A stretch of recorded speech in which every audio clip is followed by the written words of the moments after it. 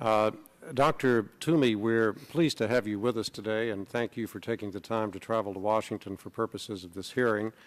I know that many of the members in their questions are going to focus on the expiration of the joint project agreement, which occurs this September. So I'm going to take my question time this morning to focus on some other matters. And the first thing I would like to ask you to do is comment on the concerns that were raised by Ms. Deutsch when she talked about the tremendous volume of cyber squatting that is occurring and mentioned that some of the companies engaged in cyber squatting are actually accredited registrars who have been accredited by you. And I would like to get your response to the concerns that she has raised and an indication of what you're doing to police that practice, and particularly how you could propose to engage in effective oversight and policing, not only with regard to the existing top-level domains, but with the expanded responsibilities that would come for oversight and policing if you proliferate the number of TLDs, because that inevitably is going to mean that companies have to acquire more second-level domains, and that incurs cost on their part, and the opportunity for cyber squatting simply increases. And so, according to Ms. Deutsch, today cyber squatting is not effectively being policed, and that leads to an even heightened level of concern about how you would oversee and police if the number of TLDs increases. So with that general question, we'd welcome your answer. Thank you, Mr. Chairman. We share the same general concerns Ms. Deutsch outlined. So there's validity. We don't dispute the validity of some of these concerns, but we also think there are mechanisms in place and mechanisms being discussed to help address these issues. Let me come quite specifically to enforcement mechanisms now. ICANN established and put in place now, I think 9 years ago, a process called the Uniform Dispute Resolution Process, which is essentially a fairly cheap online arbitration mechanism to allow contesting parties to determine who should actually own a particular domain name. One of the difficulties with cyber squatting, is one person's cyber squatter might be somebody else's true trademark, in the sense that there are 180-something regimes, jurisdictions in the world. There are some 48 trademark headings. I might be getting the exact numbers wrong, but the key point is that people can have multiple trademarks for different sorts of companies in different parts of the world who've got a valid claim for a particular name. So it's not ICANN's role to be an intellectual property arbitrator. What we have actually was put in place a mechanism for that sort of arbitration. The World Intellectual Property Organization and other entities offer that arbitration. And I think so far there's been some 36,000 decisions made under that regime we have incorporated to help address those issues presently at the second level. There's a similar issue applies then at top-level domains, and we have proposed that there'd be a similar arbitration mechanism that people could object to when a first application was made, so that you could say, no, I've got a claim on that name, or that's related to me. And so there's an existing mechanism put forward for arbitration. Thirdly, we're very much interested in these proposals put forward recently by the intellectual property community at the request of the ICANN board for looking at variations of sunrise periods, single registration periods for companies who want to be clear about their famous names, etc. So we're actually looking to address this quite detailed. We'd like to hear the response more in the community for the proposals they've put forward.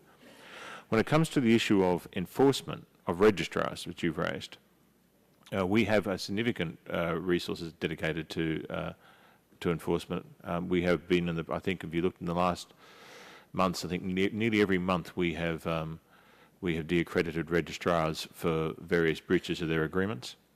And this issue of whether a registrar is actually performing blatant cybersecurity or blatant cyber squatting activities is a matter we investigate quite closely.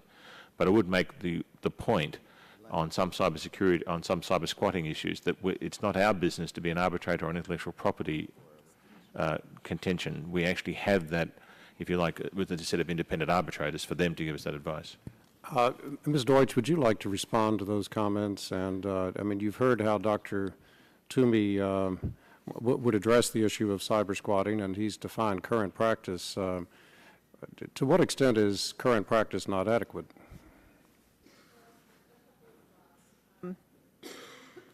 First of all, we're not saying that it's ICANN's role to arbitrate the proceedings. On the other hand, it is its role to enforce against its registrars. And to my knowledge, they haven't brought any action against a registrar. These are registrars who have been found by federal courts or by this same World Intellectual Property Organization, sometimes on hundreds of occasions, have been found to act in bad faith. So they have taken no action against them. Well, let me stop you at that point. Dr. Toomey, what is your reply to that? Have you ever proceeded against any of these certified registrars because of their activities? From my recollection, Chairman, we have proceeded against registrars for those activities. Often we find with a particular registrar that if they're in breach along those lines, they're in breach in other ways. And sometimes to move quickly on the de-accreditation process, we have publicly moved on another breach. If I can give you just a small example and an easy example you'd understand, often we find registrars who might be at the edge of such behaviour, for instance, don't pay their fees. And sometimes it's easier simply to move on the failure to pay a fee. We can clearly prove it very quickly and move on the accreditation. But I can report to you in the compliance activity this particular issue is often examined, and that in a lot of the conversations, communications with the registrars, particular issues that's raised. Well, I find the issue of enforcement against cyber squatting to be particularly troubling, and I think it might be helpful to the subcommittee, because other members have raised this concern as well, if you would supply to us a letter that describes exactly what you're doing in this area, and perhaps without naming particular registrars that you may have proceeded against, give us at least some quantitative sense of the extent to which you have addressed this concern. So actual numbers of proceedings, perhaps numbers of registrars that have been decertified where cyber squatting, in fact, has been alleged. I think that would be helpful. My time has expired. We may, depending on how long this first round takes, have a second round of questions. I do have some additional ones. But at this time, I want to recognize the gentleman from Florida, Mr. Stearns, for 5 minutes. Thank you, Mr. Chairman. Mr. Leonard, you'd mentioned in your opening statement some fees. I see here that registrars pay an application fee of $2,500, annual accreditation fees of $4,000 each. You mentioned some $75,000 fee, I thought. Did you mention that in your statement, opening statement? Just put the mic on, if you would. It's not in the opening statement. It could be in our report, but I'd have to get back to you. Yes, Ms. Wood. I mentioned it. Yes, what was that for? I think it's an annual renewal fee for the new TLD applicants. So once they get awarded one of these names, then every year thereafter, I understand they pay a $75,000. That sounds pretty steep to me. Doesn't it sound to you, Ms. Doyle? Yeah. Now, Mr. Toomey, ICANN had a $7 million surplus in 2009. And you add these new TLDs, you could generate another $90 million. Yet you're a not-for-profit organization. Why don't you take less profit and these fees, bring these fees down for the registrars and for consumers and operate as a not-for-profit? You're operating as a for-profit corporation, and your profits are going to balloon based upon these TLDs. So why aren't you folding? I mean, you're not building automobiles here. You're trying to make it cheaper for people. Why aren't these fees coming down? Thank you, Mr. Stearns. Perhaps I can clarify some of the issues raised here. ICANN is, as you said, a not-for-profit, and our focus is to No, you don't have to tell me that. Just tell me, Sorry. Why can't you bring your fees down if you got a $7 million profit? That's fine. Let me just talk to the point. We are in the process of, our budgeting process is an open process we do through the community. It's a bottom-up budgetary. What are you going to do with the $7 million And the $7 million process is a contribution to a reserve fund. And what do you need a reserve fund if you're not for profit? We have taken advice from if we look at most non-profits, that they all have some reserve fund. How big is your reserve fund going to be? Where How big is it today? It's about $34 million. So you got $34 million, and you're adding another 7 to it. That'll bring it up to 41. And our aim is to bring it to 1 year's operating expenses and then stop the process of building the reserve fund. So we're not, and I can make the further point that we have actually reduced our fees by 25% in the last 3 years in applications. And that the Ms. Deutsch, do you think their fees should be brought down? I do. I think they have. Mr. Leonard, what do you think? Yeah, I mean, I think, Do you think they want to have, they're now at $41 million surplus? I think it's you know, an organization with an assured source of income, it's not obvious to me why they need a full Yeah. year's. Now, Mr. Toomey, when I look at your annual report, it looks like your salary you don't even take a salary out of this. You've arranged for Argo Pacific to be a consultant so that ICANN pays Argo Pacific your salary, then you collect from them. Why do you do that? Why don't you collect money like the CFO and everyone else in ICANN gets directly from ICANN, but you seem to get it from a consultant? Why is that? Well, Congressman, I'm an Australian citizen, and we have arrangements with various parts of our employees through different mechanisms. When I was first asked to be president and CEO, the decision of the board then, this is all decided by the board, not by me, was to contract with a company. That was a recommendation then? That's right. And do you live in Marina del Rey? My home is in Sydney, Australia. So do you ever show up in ICANN's headquarters? Yes, we have offices in. I mean, do you work there 40 hours a week?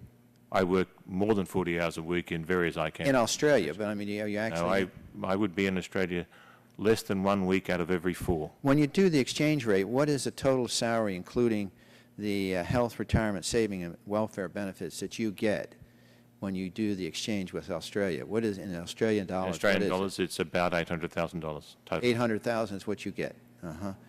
Well, my concern is, and I don't have a lot of time here, but it seems to me that if you're operating a not-for-profit and you're paying a CEO like you and a subcontract out of a corporation, that your job is to bring the cost down for the consumers and the registrars. And I just, in light of the fact that Mr. Boucher talked about the 4 things that Ms. Deutsch talked about, I don't see you attacking these. You should take that $7 million and to make sure the cyber squatters are gone. And she gives a list there, it looks like about 10,000 cyber squatters. I mean, why don't you take some of this surplus that you're getting and do the job? I think your job should be not just developing a surplus, but actually implementing, making it cheaper for consumers, and actually doing your mission, which is some of these 4 things that Verizon's talked about. Dr. Leonard, anything you'd suggest more? I mean, this idea that he's developing this huge surplus in this not-for-profit organization, I mean, that just doesn't seem appropriate considering Ms. Deutsch talked about $75,000 for a fee. Yeah, I mean, I think it's related to the general issue of accountability and the fact that ICANN is largely accountable to itself. So it could make the surplus 4 times that if it wanted. Yeah. Thank you, Mr. Chairman. Thank you very much, Mr. Stearns. The gentleman from Michigan, Mr. Dingell, is recognized for 5 minutes. Mr. Chairman, thank you. This question to the panel, yes or no answer. Ladies and gentlemen, the results of the midterm review of the joint project arrangements between NTIA and ICANN completed in February 2008 indicated that further work was required to increase institutional confidence in ICANN. These areas included long-term stability, accountability, responsiveness, continued private sector leadership, stakeholder participation, increased contract compliance, and enhanced competition. Has ICANN to date adequately addressed these concerns? Starting with Ms. Alexander, yes or no? Thank you very much, Congressman. Given that we have an open proceeding on this Just yes or no. particular issue, I'm not in a position to answer yes or no with the open proceeding. Next panelist, yes or no? I would say yes in any respect. Next panelist, I would say no. next panelist. No, sir, Mr. Chairman. Thank you. Next panelist. No, sir. No, sir. Ms. Alexander and the other panelists, again, if JPA terminates and is not extended, does NTIA, do you have concerns about the ability of ICANN to ensure stability and security in the Internet? Yes or no? Yes, thank you very much, Congressman. Again, given the fact that we have an open I'm sorry to do proceeding- it, but my time is limited. I've got a pile of questions here. I- Sir? Yes or no? No, I think it has little impact. Next panelist? I would say that I have concerns about security and stability. Next panelist? Yes. Next panelist? Yes. Next panelist? Yes. Now, recently, in view of reports that the U.S. government has been subject to cyber attacks from abroad, does the do you believe that upon expiration of the JPA, the U.S. government will have adequate input into ICANN's efforts to ensure the stability and the security of Internet? Again, yes or no? If you please. Thank you very much. Security and stability is what will guide the Department of Commerce in all of these areas. Next panelist. Yes, comprehensively, because it's not covered within the JPA detail to start with. Thank you. Next panelist. I don't know the answer to that definitively, but I would share those concerns. Next panelist. Yes, we would continue to have concerns there. Thank you. Next panelist. We would as well. I agree. We would have concerns. Now,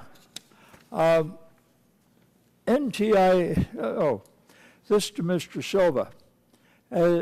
As permitted under its contract with ICANN, VeriSign raises prices and that it charged for the .com registry in 2007 and 2008. For what reason did VeriSign do so? Sir, specifically, these fee increases were used to invest in the infrastructure and to build that out. As a matter of fact, we've publicly stated we created a project called Project Titan, for which we're investing over $100 million in fortifying that infrastructure globally, not just adding dots on a map, if you will, but also increasing the capacity at each of those locations. When you look at some recent events, such as what happened to Estonia, what's happened recently in China specifically, part of those were DNS attacks, which were designed specifically to take the entire country's economic system down. We want to make sure that that doesn't happen to .com. Thank you. Similarly, does VeriSign plan to raise its prices again in 2009? Yes or no?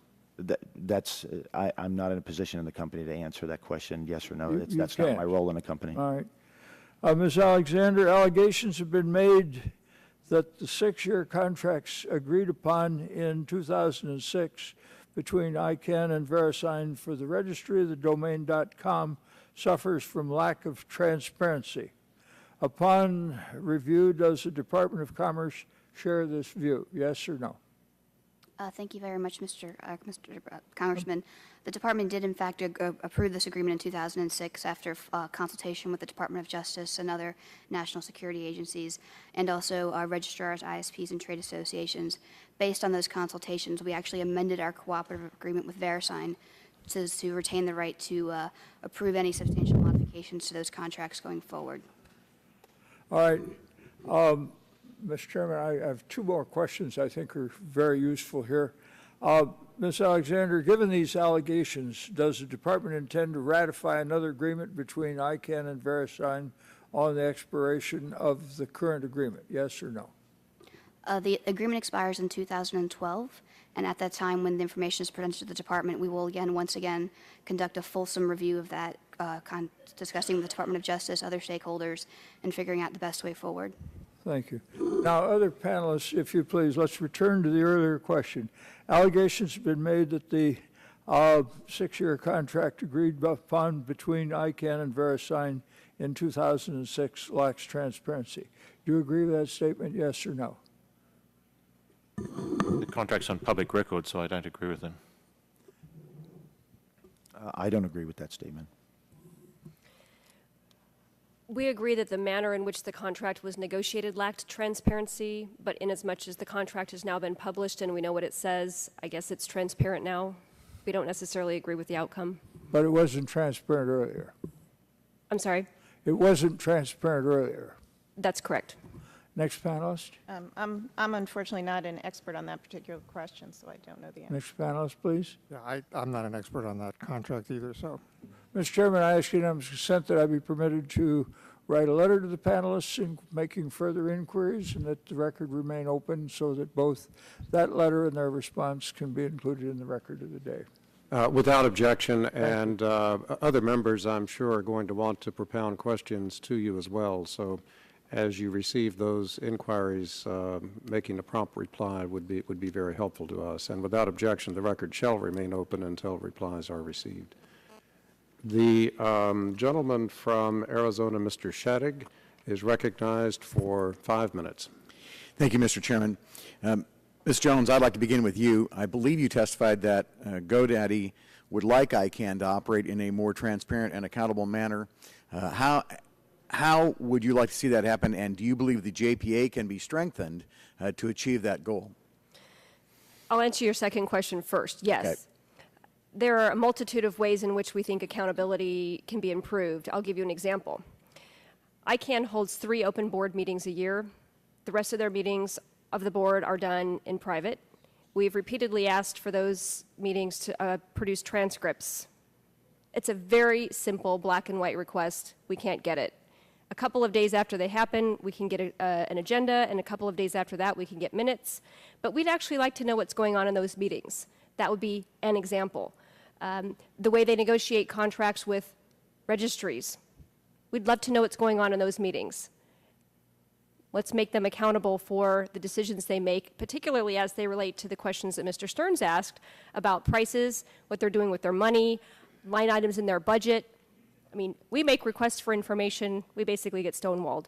I could go on, but there are some basic fundamental things that we'd like to see. All of that can be and will be, if we have any input, written into the JPA in its new version. Does ICANN set the standards by which you operate when you issue a name? Generally, we're accredited by ICANN, and then we operate with a contract with, for example, VeriSign on a .com. And ICANN, I think its mission is to be a coordinating body. We don't expect them to issue rules, for example, about what we would do with internet content or domain name disputes, because we don't decide the outcome of those disputes. But we operate at their luxury. So in as much as they're our accrediting body, yes, they make the rules for us. Dr. Toomey, can you tell me what steps ICANN has taken to address the concerns raised during the JPA midterm review that further work was needed to increase institutional confidence in ICANN? Thank you, Congressman, and I appreciate your question. I do have to say, in response to the last answer you heard, I've got to be quite clear. It was just wrong. ICANN publishes its agendas for all meetings 7 days before the meetings. The board meetings, their decisions are released within 3 days, and within a couple of days after that, a full transcript of the board is released. A full transcript of the board? Full transcript of the board discussions. Transcript of the full details of the board discussion. Well, wait. There's a difference between details and transcript. Is it a transcript taken like a court reporter, the gentleman here is taking right now, or is it a... It's a comprehensive set of minutes. It's a set of minutes. A comprehensive set of minutes. It is not a transcript. But it's not just this decision, that decision. It is a full description of the intervention of each board member. So I think we're familiar with board minutes versus a transcript. No, I think our board what minutes Ms. Jones said was they would like a transcript of the discussions that occurred and the reasoning that occurred. Board minutes summarize that rather than produce it in word-for-word discussion. I'll be happy to share with you examples, and I will send them to you for you to make that judgment. In terms of transparency, we have 3 meetings a year. We have public meetings. We have the fully minuted and posted board meetings. We translate all our documentation into the five of the UN languages. We transcribe discussions at our meetings, full transcripts at the meetings. We have over 53 public consultations in 2008. We had one every week. We have an independent ombudsman. We have corporate blogs. we have a full bottom-up public comment. To come to your question of transparency, I think it's fair. I think you're still trying to respond to my question to Ms. Jones, and I asked you if ICANN had taken work or taken steps to increase confidence in, institutional confidence in ICANN. I was asking you what steps you have taken, and I don't believe, or are these all steps you've taken since that midterm review? Well, they're not many of these we had in place, but we've taken more steps on transparency. We've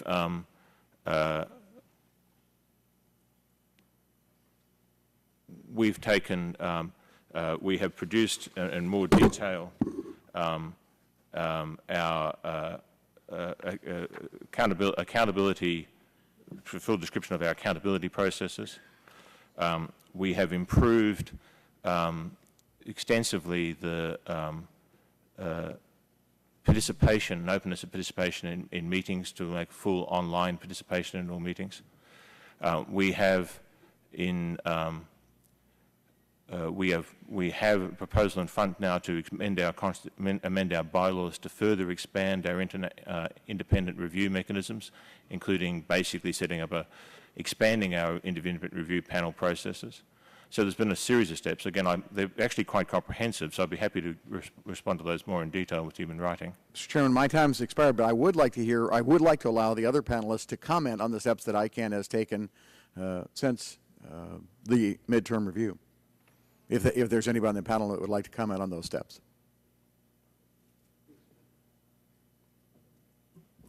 I'll comment. So again, we commend the progress that they've made. We don't disagree that he's sitting on top of a numerous page document that describes their accountability functions, that they published minutes or detailed minutes from their board meetings. I think I said that in my answer before. But we still think, and we know from the current version of the JPA, that there are goals articulated in that document that they have yet to fulfill. Has progress been made in the last 18 months? Yes. Is there more room for progress to be made in the next 18 months? Absolutely. And that's why we feel like an extension today and a renewed version in the future will help define the progress that's yet to be made in the future. Anybody else like to comment? Yes, Doctor. Yeah, the only thing I would observe is that I think, although they get conflated in this discussion, I think there's a big difference between transparency and accountability. You can be very transparent and be totally unaccountable. And excellent point. The way we have viewed accountability in the work we've done is basically accountability to some external party, which you can be very, very transparent and still not have that. So. Thank you very much. Thank you very much, Mr. Shadegg. Thank you, Mr. Chairman. The gentlelady from the Virgin Islands, Ms. Christensen, is recognized for 5 minutes. Thank you, Mr. Chairman. My first question would be to you, Mr. Alexander. On the fees, in 2000, GAO conducted a review on the Department of Commerce relationship with ICANN and noted that as a project partner with the department under the Memorandum of Understanding, ICANN is allowed to collect fees, but is limited to recovering only the actual costs. Does NTIA believe that the fees being charged by ICANN are consistent with the department's policy to allow project partners to cover only actual project costs? And are you concerned that the potential revenue to be generated by ICANN's proposal, which may exceed $100 million, do you believe that those fees should be limited to the actual cost of managing the new TLDs? Yes, thank you very much, Congresswoman, for the question. There are a variety of different fees that ICANN charges, and it's very difficult from the panel discussions, everyone's talking about different fees. But to the extent the question you're raising, yes, the department still believes that ICANN as a nonprofit should be charging fees that are consistent with what the costs are. And in our letter that we filed last year in the GTLD public consultation process, we actually raised this issue with the actual better explanation of the fee structure and disposition of excess revenues if there were to be any. Thank you. Mr. Toomey, Dr. Toomey, on the accountability issue, you mentioned that just recently ICANN released proposals to establish a new independent review tribunal to review ICANN's board decisions. And one, I'm wondering why it took so long to recognize that need, but doesn't ICANN also, don't your bylaws already provide an independent review mechanism to review ICANN's board action, and has it ever been used? Thank you. Thank you, Congresswoman. And you're quite right. We actually have a series of existing mechanisms for multiple series of accountabilities. On the particular one about appeals, we have an independent ombudsman, we have a board review process, we have an independent review panel, which is an independent arbitration mechanism that is presently being utilised by one particular party. So we are actually that's presently being utilised by one party. I should reinforce for all the members, we are under US law, and we have been accountable before the US courts on many occasions. So we get sued under US courts. The provisions I have pointed to you were further consultations we took from our community since the midterm review, with some further things we were putting in the accountability process. But I would also recommend to you and other members of the panel, to the committee, that as being a non-for-profit under the Californian law, we're also accountable to the Californian Attorney General. So we have multiple legal accountabilities already under the Californian Code, as well as under California, as well as under courts. So there's a range of those ways of being accountable.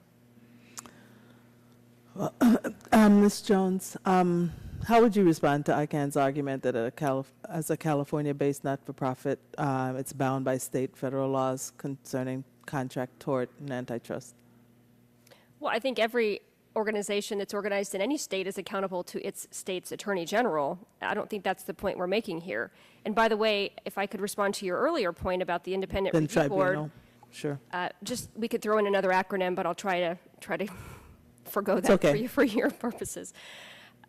If the ICANN board appoints the members of the review board, it is by definition not independent and therefore not accountable. All of the review mechanisms we have in place right now, the ombudsman, the re-review, they're all ICANN, reviewing ICANN. What we're saying is we want them to be accountable to the community. If we're going to have a community-based review board that's an actual international organization that can say, the ICANN board made a decision and we're going to take a look at it and determine if it was appropriate or not, that's accountability, right? We shouldn't have to have somebody go to the Attorney General and make a complaint. They shouldn't have to go to the court and file a lawsuit. Why do we have to go there? Why do we have to have Verizon spending millions upon millions of dollars in litigation every year? It's not necessary. That board should be independent. It should be appointed by independent constituents and review the decisions without input from the board itself. I tend to agree, but Dr. Toomey, you think it's independent? You're shaking your head. Well, I just want to again, none of those statements is just wrong. The independent review panel is not set by the ICANN board. The independent review panel's members are drawn by the International Center for Dispute Resolution, an international arbitration body, and we follow traditional international arbitration mechanisms. So that we don't set the panel members whatsoever. The independent review arbitration body is the one who puts forward panel members. We don't. Go ahead. I just wonder if he can give us an example of when it's been used. And I know I'm not allowed to ask questions. No, well, I think at the end of one of my questions, I asked if the independent review board that already exists has ever been utilized. And that'll be my last question. Thank you, Congressman. As I said before, it is actually being utilised at the moment. We're actually actively in an arbitration in that review panel at the moment. Thank you very much, Ms. Christensen. The gentlelady from California, Ms. Matsui, is recognized for 5 minutes. Thank you, Mr. Chairman. Under the Joint Partnership Agreement, the U.S. government affirmed its goals of preserving the security and stability of the Internet domain system. I want to focus on cyber attacks, mostly initiated abroad. They continue to pose a threat to consumers, businesses, and to government. Mr. Silva, in your oral testimony, you mentioned that a number of cyber attacks are initiated by individuals or groups in foreign countries like Estonia and Russia. Given the increase we're witnessing in cyber attacks globally and against the United States, critical infrastructure, it seems to me that many of our cybersecurity efforts tend to be more reactive and not proactive enough. The President's announcement this week of a newly created National Cybersecurity Advisor will certainly bring renewed focus and coordination on this issue. Is there anything the government can be doing, as well as consumers, to stay ahead of the latest techniques used by today's organized and sophisticated cybercriminals? Thank you. I believe that in concert with the announcement that the President made was also a report that was published, which was the result of a 60-day review by Dr. Hathaway and her team. I believe that that outlines some very positive steps that the government can take, and there were some good recommendations which I certainly support in that document. As for consumers, I believe that consumers first need to be educated on the issue. Unfortunately, cyber crime is something that always seems to happen to someone else until it happens to them.